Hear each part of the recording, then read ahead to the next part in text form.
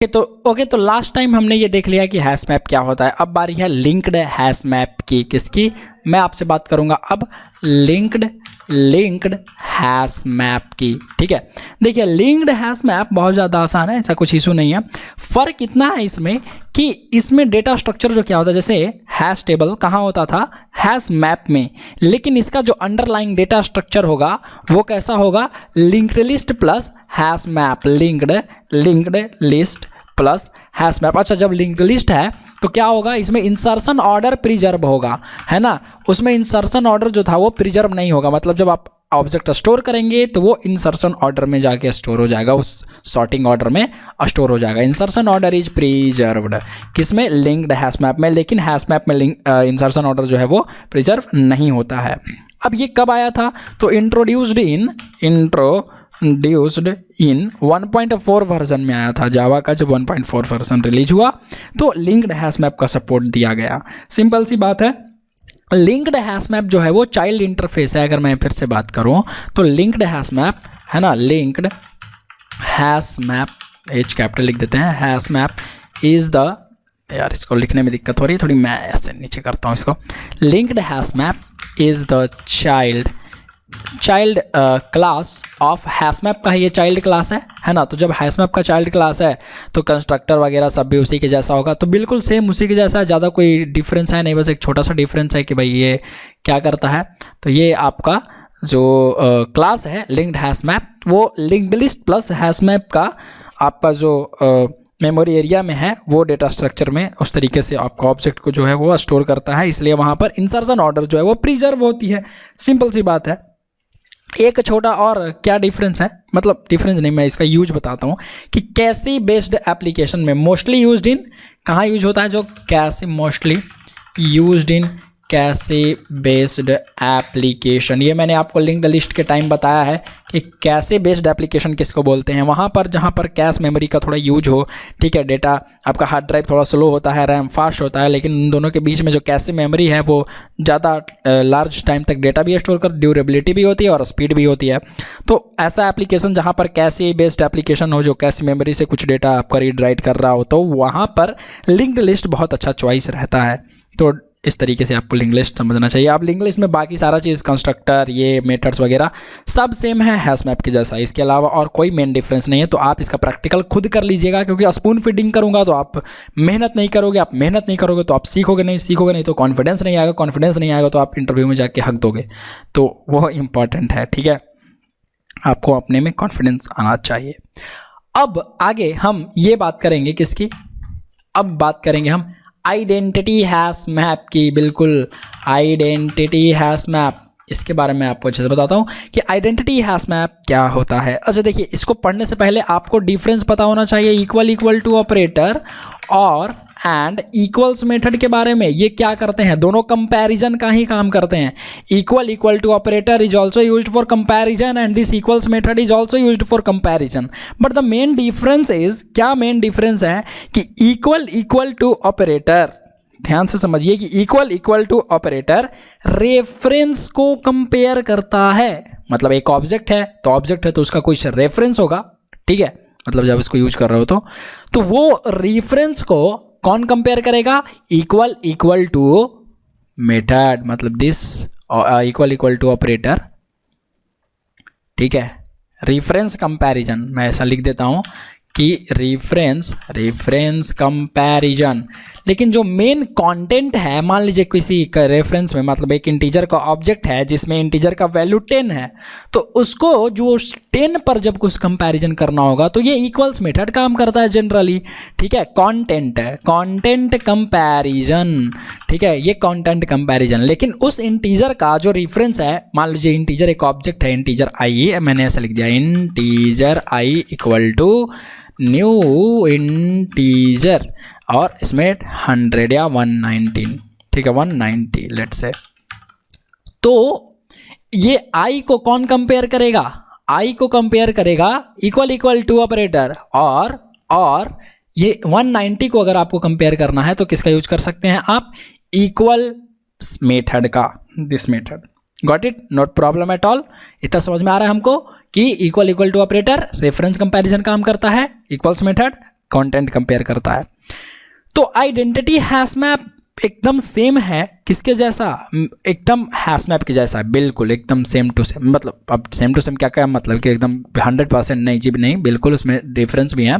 देखिए identity hash map is exactly same as hash map including methods भी same है, constructor भी same है, कोई ज़्यादा इशू नहीं है। लेकिन except the following differences, except the following differences, कुछ डिफरेंस है। तो in case of hash map, देखिए जब हैश मैप आप बनाते हैं, जब आप एक हैश मैप का ऑब्जेक्ट अपने मेमोरी में बनाते हैं तो क्या होता है कि JVM यूज करता है इक्वल्स मेथड को to identify duplicates keys which is meant for content comparison. मतलब अगर आपने एक हैश मैप का ऑब्जेक्ट बनाया, ठीक है, ये लीजिए हैश मैप का ऑब्जेक्ट बनाया और आप यहाँ पर दो डुप्लीकेट चीज़ें डाल रहे हैं, जैसे 101 101, ये दोनों टू डुप्लीकेट्स कीज है। तो अब बात यह है कि इन दोनों को JVM कैसे पहचानेगा कि ये डुप्लीकेट्स कीज हैं। तो वहां पर JVM हैश मैप में क्या यूज करता है, यही इक्वल्स मेथड को, गॉट इट, किसको, इक्वल्स मेथड को। अच्छा देखता है कि 101 बराबर है क्या, अरे हाँ तो 101 तो बराबर ही होता है ना यार, ठीक है, वैल्यू कंपेयर कर रहा है, नॉट रेफरेंस, ठीक है। तो वैल्यू कंपेयर किया, अरे हाँ यार बराबर है तो छोड़ो, इसको इंसर्ट ही नहीं करेंगे, तो इसलिए वो इसको इंसर्ट नहीं करता है हैश मैप में। किसमें, हैश मैप में। But in the case of identity hash map के केस में क्या होता है, JVM will use equal to operator to identify duplicate keys which is meant for reference comparison. Identity hash map का जैसे ही आप एक ऑब्जेक्ट बनाते हैं, हैश मैप को नहीं बनाते हैं, आपने एक ऑब्जेक्ट बनाया आइडेंटिटी हैश मैप का, तो अब जब आइडेंटिटी हैश मैप में कंपैरिजन होगा वहां भी डुप्लीकेट्स कीज अलाउड नहीं होंगे, क्योंकि भैया वो तो हैश मैप में है, ठीक है। अब देखिए आइडेंटिटी हैश मैप में क्या होगा कि वहां पर जो डुप्लीकेट की होगा उसकी पहचान कैसे होगी, इक्वल टू ऑपरेटर के पास। देखिए आपको डुप्लीकेट्स को पकड़ने के लिए, डुप्लीकेट्स को पहचानने के लिए दो तरीके हैं, एक इक्वल टू ऑपरेटर, दूसरा है इक्वल्स मेथड हैश मैप के केस में यूज होगा, और क्या, और equal to operator identity hash map मतलब पहचान जाओ, ठीक है, आइडेंटिटी मतलब पहचान होती है ना, उसी तरीके से कि आइडेंटिटी हैश मैप में इक्वल टू ऑपरेटर जो है वो यूज होगा, ठीक है, जिसका मतलब क्या होता है, रेफरेंस कंपैरिजन से। तो देखिए यहाँ पे मैंने एक ऑब्जेक्ट बनाया है कि भाई एक हैश मैप का ऑब्जेक्ट है ना, एक हैश मैप का ऑब्जेक्ट है I1 और एक I2 है जिसमें दोनों 10 है ना, तो दोनों 10 है। तो मैंने आपको बताया कि इक्वल्स मेथड किसको कंपेयर करता है, कंटेंट को। तो इसके ऑब्जेक्ट में क्या कंटेंट है, I2 के ऑब्जेक्ट में 10 है और कंटेंट इस I1 के ऑब्जेक्ट में क्या है, I1 ऑब्जेक्ट में क्या कंटेंट है, 10, तो 10 और 10 बराबर हो गया, है ना, तो इसीलिए ये ट्रू रिटर्न कर रहा है। So output is 10 equal to Shubham आपको देखने को मिल जाएगा, ऐसा कोई इशू नहीं हो रहा है, गॉट इट। आपको क्या मिलेगा, Amit will be replaced by Shubham, यहाँ पे ये रिप्लेस होकर आपको वैल्यू मिल जाता है। मतलब यहाँ पे मान लीजिए मैंने ये वैल्यू दिया है, ठीक है, 101 प्रिया, 101 दिव्या, ठीक है, और रन करते हैं इसको, और ये है हैश मैप, ठीक है, हैश मैप है, जस्ट चेक ओके क्या आता है। तो ये देखिए 101 इक्वल टू प्रिया, ये अपडेटेड वर्जन आपको मिल रहा है, हैश मैप की जैसा बिहेव कर रहा है, नो प्रॉब्लम एट ऑल, ठीक है, कोई दिक्कत नहीं हैश मैप है। लेकिन जब आप उसको रिप्लेस कर दोगे आइडेंटिटी हैश मैप से तो क्या होगा, तब I1 इक्वल टू रिटर्न्स यहाँ पे चेक करेगा, क्या I1 बराबर है, I1 ये जो I1 का ऑब्जेक्ट है वो बराबर है, इक्वल टू है किससे, I2 से। तो ये देखेगा किसको, एड्रेस को, इसका जो रेफरेंस आईडी होगा उसको। तो जब दो ऑब्जेक्ट बनेंगे मेमोरी में तो दोनों का ऑब्जेक्ट का रेफरेंस आईडी अलग अलग होगा, इस I1 का रेफरेंस आईडी अलग होगा, इस I2 का रेफरेंस आईडी अलग होगा, रेफरेंस बनता है ना भाई, रेफरेंस। तो इन दोनों का जब रेफरेंस अलग होगा तो ये तो फॉल्स रिटर्न कर देगा, got my point, what I am saying. यहां देखिए इस केस में कंटेंट कंपैरिजन हो रहा था तो ट्रू रिटर्न कर रहा था, लेकिन यहीं पर जब आइडेंटिटी हैश मैप में यूज हो गया तो equal to operator JVM use कर रहा है। JVM मारेगा एक थप्पड़, बोलेगा इक्वल टू ऑपरेटर यूज करो भैया। तो इक्वल टू जैसे ही आप ऑपरेटर यूज कर रहे हो तो समझिए यहां पर फॉल्स रिटर्न आ जाएगा, क्योंकि I1 एक अलग रेफरेंस है, I2 एक अलग रेफरेंस है, गॉट माई पॉइंट, यहां तक समझ में आ रहा है ना। तो इस केस में आपको आउटपुट क्या मिलेगा, हाँ आपको आउटपुट क्या मिलेगा, चलिए देखते हैं यहाँ पे, आइडेंटिटी हैश मैप डेमो लीजिए, तो आइडेंटिटी हैश मैप डेमो में हम एक मेन मेथड बनाते हैं, है ना। और मैं एक काम करता हूँ, मैं बनाता हूँ इंटीजर का एक I1 ऑब्जेक्ट, न्यू इंटीजर, जिसमें वैल्यू रखेंगे let's say 100। Got my point, it's okay, no problem at all. Integer रखते हैं, ठीक है, जिसमें वैल्यू I2 रख देते हैं, इक्वल टू क्या रखेंगे, इक्वल टू में न्यू इंटीजर कर देंगे यहाँ पर भी, है ना, न्यू इंटीजर। और यहाँ पर क्या वैल्यू डाल देंगे हम, लेट्स से इम्पॉर्टेंट, ओके, फिर से 100 डालते हैं, कोई प्रॉब्लम नहीं है। अब दोनों बराबर है हमारा। अब हम इसमें चेक करते हैं identity hash map h equal to new identity hash map, okay. h dot put किसको, I1 को, ये एक ऑब्जेक्ट है तो ये हमारा की हो गया, कॉमा अंकित, ठीक है। h डॉट पुट किसको, I2 को, ये भी इंटीजर है हमारा, कॉमा, यहाँ पर ऑब्जेक्ट डाल सकते हैं क्योंकि ऑब्जेक्ट ही तो लेता है ना भैया आपका कलेक्शन। तो यहाँ पर हम क्या इंटर करेंगे, लेट्स से अमित। तो क्या मुझे अंकित और अमित दोनों की वैल्यू मिलती है, मैं कर लूँगा साउट, और मैं इस किसको प्रिंट करूँगा, इस h को, जो हमारा आइडेंटिटी हैश मैप है।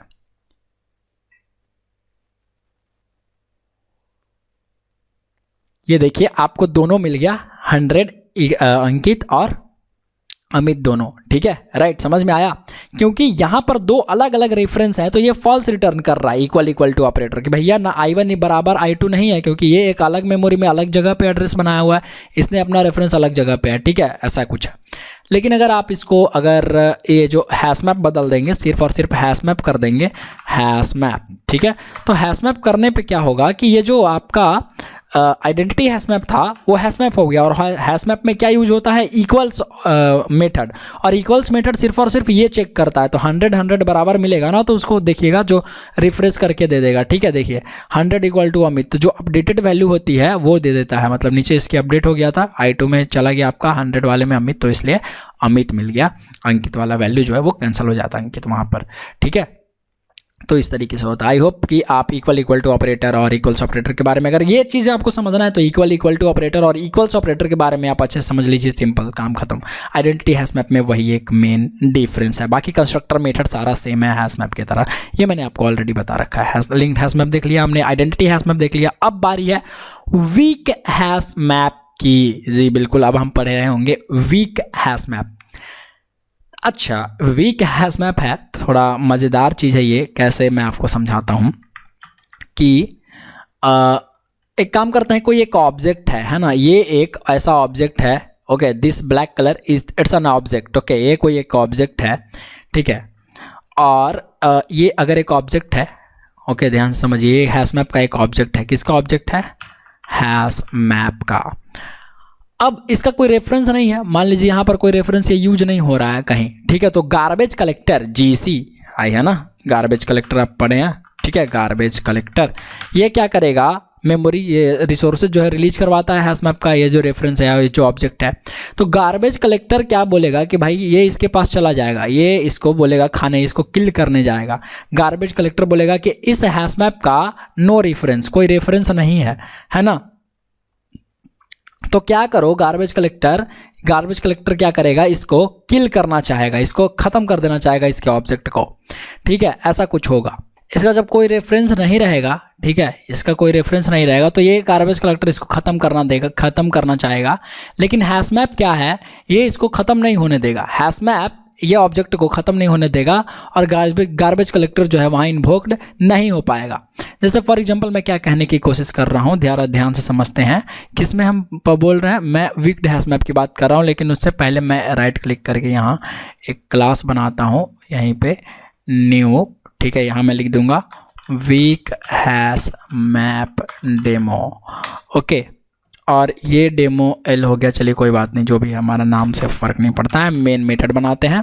और यहाँ पर हम एक हैश मैप का ऑब्जेक्ट बनाते हैं सबसे पहले, ठीक है, और ये hash map m equal to new hash map, okay, not problem at all. एक हैश मैप का हमारा ऑब्जेक्ट जो है वो क्रिएट हो चुका है। जैसे यहाँ पे आप एग्जाम्पल में देखिए, तो ये हम बेसिकली ये कोड लिखने वाले हैं, ठीक है, एक टेम्परेचर का एक टेम्पररी ऐसा ऑब्जेक्ट बनाएंगे, ठीक है, एक टेम्पररी कुछ भी बना देंगे ऐसा एग्जाम्पल सिंपल सा, ओके, और उसमें हम फाइनलाइज मेथड डाल देंगे ताकि जब भी गार्बेज कलेक्टर चलता है तो फाइनलाइज मेथड कॉल होता है ना। तो फाइनलाइज मेथड कॉल होने का मतलब क्या कि जितने भी रिसोर्सेज हैं, मान लीजिए डेटाबेस से कनेक्शन बना हुआ है या डेटाबेस कहीं कमिट हो रहा है, कुछ हो रहा है, कुछ भी नेटवर्क से कनेक्शन बना हुआ है, तो सब टूट जाए, सब खत्म हो जाए अच्छे से, उसका जो फ्लो है वो बंद हो जाए, है ना। वो कौन काम करता है? फाइनलाइज। और वो कब होता है? तो जैसे ही ऑब्जेक्ट डिस्ट्रॉय होने वाला होता है उससे पहले आपका फाइनलाइज मेथड जो है वो चलता है ना। तो लेट्स से कि मैं एक और ऐसे करके टेम्पररी, है ना, टेम्पररी क्लास, जस्ट टेम्प लिख देते हैं, टेम्पररी क्लास बना दिया। और इसमें मैं आपको दिखाता हूँ क्या, हम लिखेंगे यहाँ पे फाइनलाइज मेथड। और फाइनलाइज मेथड आप सिंपल ऐसे लिखिए फाइनलाइज, ठीक है, ये फाइनलाइज मेथड आ गया। ओके, और फाइनलाइज मेथड हम लिख दे रहे हैं sout, this is finalize method. Okay, तो फाइनलाइज मेथड अगर इन्वोक होगा कब? जब गार्बेज कलेक्टर उसको ख़त्म करने वाला होगा, ठीक उसके पहले, जस्ट उसके पहले ये सारा कनेक्शन अपना बंद हो जाएगा, तो फाइनलाइज मेथड जो है वो काम कर रहा होगा। लेकिन अगर मैं बात करूँ, ये जो टेम्प का ऑब्जेक्ट है, मैं जस्ट यहाँ मैं बात करता हूँ, ठीक है, मैं क्या करता हूँ, एक टेम्प का ऑब्जेक्ट बना लेता हूँ, temp t equal to new temp, ठीक है, और इस टेम्प एम में m dot put, okay, put t, है ना। ये देखिए मैंने टी को पुट कर दिया, क्यों पुट किया मैं यहाँ से समझाता हूँ आपको, मैंने लिख रखा है कोड में कि मैं इस हैश मैप में एक टी का ऑब्जेक्ट बना दे रहा हूँ और टी इक्वल टू नल कर दूंगा, मतलब उस टी में जो है वो नल हो जाएगा, है ना। मतलब इसकी वैल्यू अभी टी में कोई रेफरेंस नहीं है, नल हो जाएगा। उसके बाद हम किसको ले आएंगे बुला के, हम बुलाएंगे सिस्टम डॉट जी सी गार्बेज कलेक्टर को, ठीक है। और कुछ इस तरीके से लेट से हमने किया एम डॉट पुट टी, है ना, और इस टी में ये क्या बोल रहा है, एक्सपेक्टेड 2 आर्गूमेंट्स बट गॉट 1। अच्छा, तो यहाँ पर टी कॉमा कुछ भी डाल दो, टी कॉमा ए या नल या कुछ भी, ओके, नल तो मैं आपको बताता हूँ बाद में, पहले ये समझते हैं। एम डॉट पुट हमने ये कर दिया टी कॉमा ए, और हम कर दे रहे हैं टी इक्वल्स नल, ओके। और यहाँ पर हम फिर से क्या कर रहे हैं कि लिखते हैं सिस्टम डॉट जी सी, मतलब बोल रहे हैं गार्बेज कलेक्टर आओ यार जरा इस सबको ख़त्म करो, तो जो भी फालतू के ऑब्जेक्ट बने हुए हैं जिसका कोई रेफरेंस नहीं है। तो देखिए वो टी जो है वो क्या है, नल है ना, तो इसको ख़त्म कर देना चाहिए कायदे से। लेकिन क्या करेगा कि एक मिनट, थ्रेड, मेन थ्रेड को थोड़ा सुला देते हैं थोड़ी देर के लिए, अभी आपको समझ में आएगा मैं क्या करने की कोशिश कर रहा हूँ, ठीक है। 5000 मिली सेकेंड, और मैं यहाँ पर ये क्या है, थ्रेड डॉट स्लिप में क्या एरर आ रहा है, तो एक मिनट, अनहैंडल एक्सेप्शन। अच्छा, ये लीजिए, मैंने ऊपर से ये थ्रो करेगा, इंटरप्टेड एक्सेप्शन थ्रो कर रहा था, ठीक है। मैं जावा 11 यूज कर रहा हूँ, ये सब इशूज़ हो सकते हैं, कोई इशू नहीं है। तो थ्रेड डॉट स्लिप मैंने सुला दिया, ठीक है। अब यहाँ मैं क्या कर रहा हूँगा, मैं लिखता हूँ, देखिए क्या एक लास्ट लाइन अगर मैं साउट करके दिखाऊँ आपको कि एम में क्या है ना, साउट इस एम में क्या है, राइट, इस एम में हैश मैप में क्या कुछ है या इम्प्टी है। तो राइट क्लिक करके अगर मैं इसको रन करता हूँ तो मुझे नहीं लगता है कि कुछ, यहाँ देखिए गार्बेज कलेक्टर अगर उसको बंद करेगा तो फाइनलाइज मेथड कॉल होगा, लेकिन अगर गार्बेज कलेक्टर उसको ख़त्म नहीं करेगा तो फाइनलाइज मेथड कॉल ही नहीं होगा।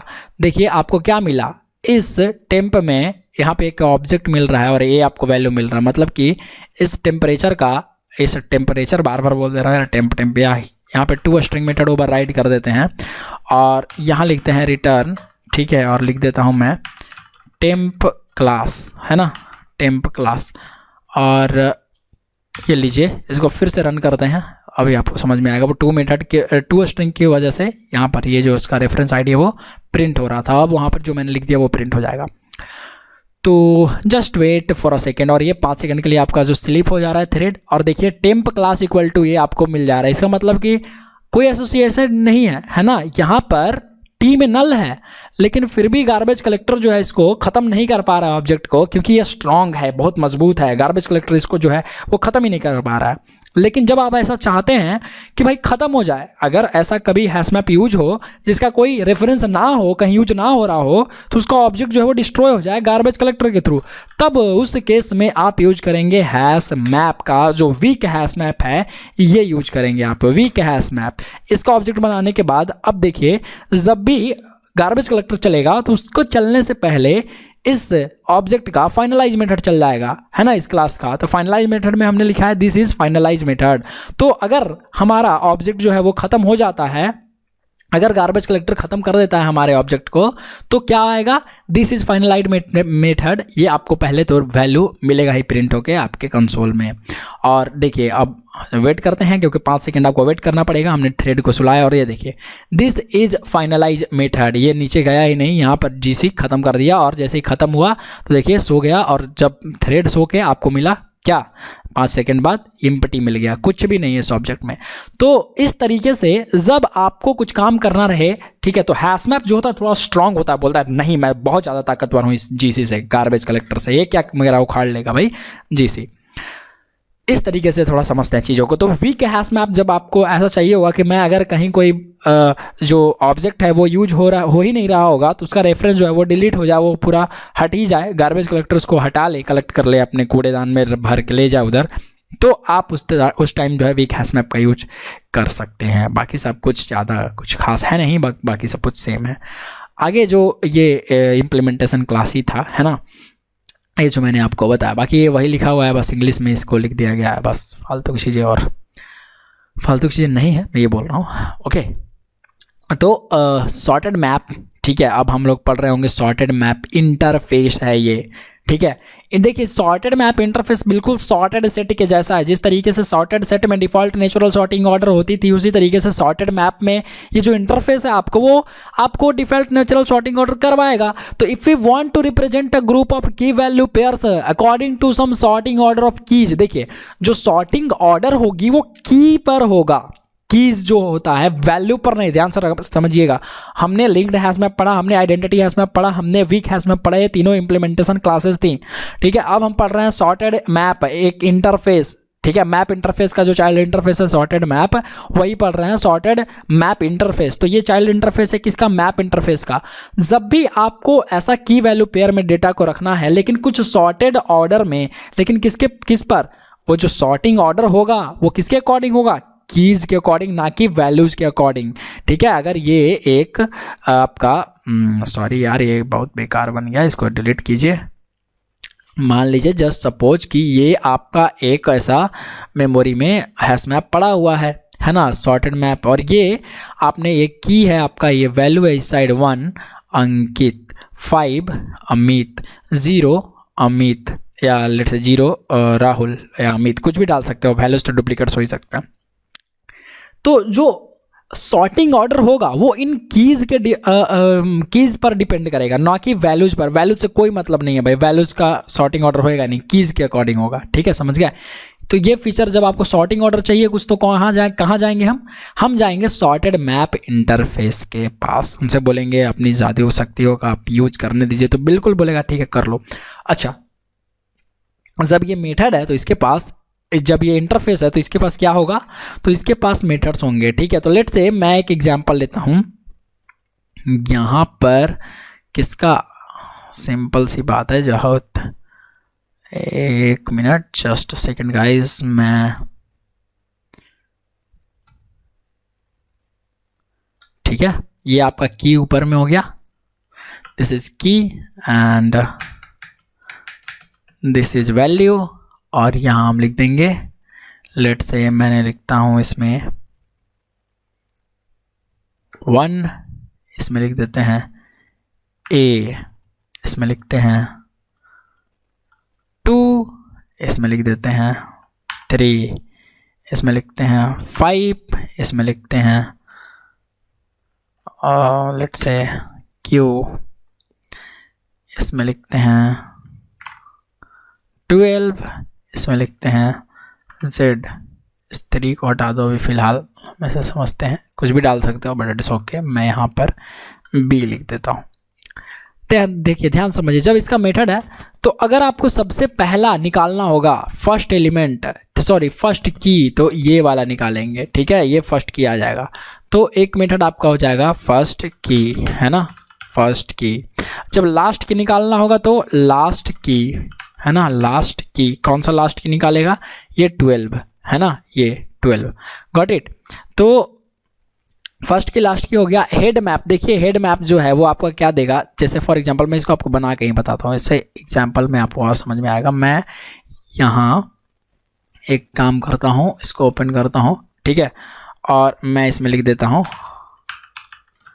ट्री मैप डेमो, है ना, ट्री मैप है ना आपका, उसमें इसका जो ऑब्जेक्ट, इसका जो इम्प्लीमेंटिंग क्लास होगा वो ट्री मैप है। तो मैं ट्री मैप डेमो लिखता हूँ, मैं लिखता हूँ मेन मेथड, और मैं लिखता हूँ sorted map m equal to tree map, है ना, ट्री मैप, और ये लीजिए हमारे पास है ट्री मैप। हम लिखते हैं न्यू ट्री मैप करना पड़ेगा यार, न्यू छूट रहा है हमारा, न्यू ट्री मैप, और यहाँ लिख देते हैं एम डॉट पुट, इसमें लिखते हैं लेट्स से 1 कॉमा, लेट्स से अंकित, एम डॉट पुट, है ना, कैसा 0 comma Raj, no problem at all, m dot put 2 comma Anshu, okay, let's say m dot put, okay 5 comma से कुछ भी आप लिख सकते हो Priya, okay, m dot put, okay 6 या 7 comma let's say Rahul, okay, no problem at all. देखिए हमने किया, सॉर्टेड मैप का एक ऑब्जेक्ट बनाया, ठीक है। अब हमारा इस तरीके से सब इंसॉर्टेड है। अगर मैं यहाँ पर सॉर्ट करूँ, ठीक है, तो ये डिफ़ॉल्ट नेचुरल सॉर्टिंग ऑर्डर में सबसे पहले तो ये सॉर्ट होगा कीज़ पर, है ना। तो अगर आप एम देखेंगे, इस एम में क्या है, तो अगर आप देखिए रन करके, तो इस एम में आपको क्या मिलेगा, ज़रा देखिए आप ध्यान से। तो आपको इस एम में देखिए 0 से, ये default natural sorting order follow हुआ, 0 से राज 1 2 3 4 5, कोई दिक्कत नहीं हुई, है ना। अब अगर इसी चीज़ को आप मान लीजिए क्या करते हैं, मैं यहाँ से लिखता हूँ कि भाई एम डॉट फर्स्ट की, तो ये की क्या देगा आपको, एक ऑब्जेक्ट देगा, है ना। तो ये ऑब्जेक्ट देगा आपको, कैसा ऑब्जेक्ट, ये इंटीजर का ऑब्जेक्ट है, तो आपको इसको इंटीजर में होल्ड कर लेना है, ओके, इंटीजर। और अगर मैं इसको integer I equal to integer ऐसे लिख दूँ और साउट करूँ आई को, भाई आई साउट हो जाए, ओके, आई को, अरे यार ये साउट आई, ओके। अब इसको रन कीजिए, तो आपको आई में इसका फर्स्ट की जो है वो मिल जाएगा। उसी तरीके से लास्ट की कीजिएगा तो लास्ट की मिल जाएगा। देखिए फर्स्ट की है ना, इसमें फर्स्ट की 0 है, कोई दिक्कत नहीं, कोई इशू नहीं है, आपको मिल गया। अगर आप इसी तरीके से लास्ट की देखना चाहें तो लास्ट की देख सकते हैं, यहाँ पर आप लास्ट की निकाल सकते हैं, लास्ट की आपको मिल जाएगा। यहाँ पर I2 कर दीजिए और नीचे इसमें इसी में चेंज कर दीजिए, I2 ले आइए, तो आपको I2 भी मिल जाएगा, कोई दिक्कत नहीं है। अब हेड देखेंगे, हेड एलिमेंट्स देखेंगे, देखिए लास्ट में आपका 7 है, 7 मिल गया, ठीक है। अगर आप हेड देखना चाहते हैं, एम डॉट ऐसा लिखिए, एम डॉट हेड मैप, ठीक है। अब इस हेड मैप में आपको की डालना है ना, तो एक की डालिए, जैसे मैं डालता हूँ 1, है ना, मैंने यहाँ पे 1 डाल दिया। तो ये क्या रिटर्न करेगा, ये हेड एलिमेंट्स रिटर्न करेगा 1 की से, ठीक है, मतलब 1 वैल्यू से, ओके।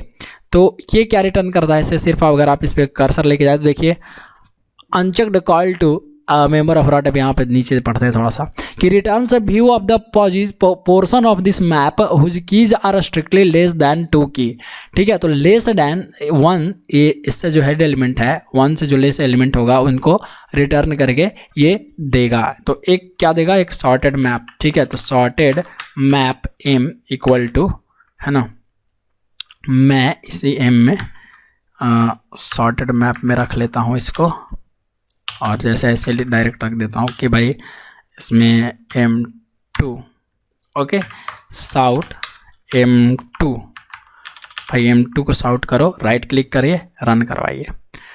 अरे ये सब मेथड्स पढ़ने काफ़ी आसान है, ये सब इम्प्लीमेंटेशन है कलेक्शन फ्रेमवर्क में, तो आप इजीली सब कुछ पढ़ लेंगे। ठीक है, देखिए 0 इक्वल टू राज जो है आपको वो पूरा एक जो मैप है वो मिल जाता है, एक सेट उसका मिल जाता है, एंट्री मिल जाता है आपको किसका, जो हेड एलिमेंट जो यहाँ पे आप डालेंगे हेड में उससे लेस का है ना, उससे कम का। बाकी इसी तरीके से ऑब्जेक्ट्स हैं, इसी तरीके से क्लास मतलब आगे है जो आपका काम कर रहा होगा। कंपैरेटर करेगा, रिटर्न करेगा 0, क्योंकि वहाँ पे डिफ़ॉल्ट नेचुरल सॉर्टिंग ऑर्डर हो रही है तो कंपैरेटर डिफ़ॉल्ट 0 रिटर्न करता है, कोई दिक्कत नहीं है। सॉर्टेड मैप, अगर सब मैप आपको चाहिए, अगर आप देखिए यहाँ पे सब मैप जो है वो 2 की को लेता है ना। अगर आप सब मैप देखें उसी तरीके से हम एक sorted map M3 equal to M dot sub map अगर हम लिख दें तो ये देखिए फ्रॉम की, जिस की से आपको वैल्यू चाहिए, जैसे मान लीजिए मुझे 1 से चाहिए कॉमा, कहाँ तक हमको चाहिए 1 से या उससे ज़्यादा, लेकिन 7 से कम है ना, 7 से कम इस वैल्यू तक। तो अगर मैं यहाँ पे लिखूँ साउट और मैं लिख देता हूँ M3 भी, तो देखिए ये जो 1 की से जितना भी ज़्यादा ग्रेटर होगा या 1 या 1 से ज़्यादा होगा सबको एंट्री ले आएगा, और 7 जिसका की होगा उसके कम, 7 को नहीं लाएगा, उससे कम को लाएगा। देखिए 1 2 5 आया, 7 नहीं आया, क्योंकि 7 जो है वो इक्वल हो जाएगा तो इक्वल वाले को नहीं, लेकिन वो यहाँ इधर लेफ्ट साइड वाला जो है वो फ्रॉम में मतलब यहाँ पर वो ले आएगा। ठीक है, ग्रेटर देन इक्वल टू, लेकिन ये 7 जो है सिर्फ इक्वल टू 7 मतलब नहीं लाएगा। ठीक है, लेस देन 7 तक लाएगा।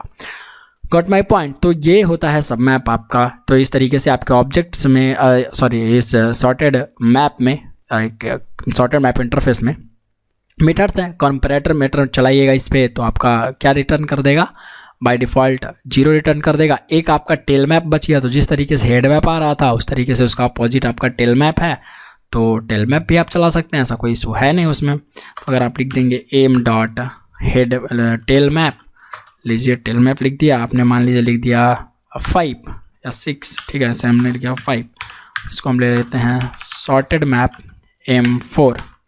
M4 इक्वल टू साउट कर देते हैं M4 को।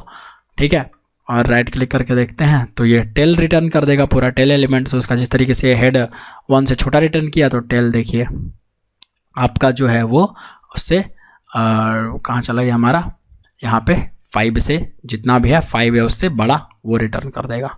ठीक है, तो टेल और हेड जो एक दूसरे के अपोजिट होते हैं और सब मैप में इसके बीच में आ जाएगा एलिमेंट्स। और ये मेथड्स हो गया। कंपैरेटर मेथड अगर आप चलाओगे, अगर आप करोगे साउट M डॉट कंपैरेटर, तो ये डिफ़ॉल्ट नेचुरल सॉर्टिंग ऑर्डर हो रही है इसलिए नल रिटर्न कर देगा।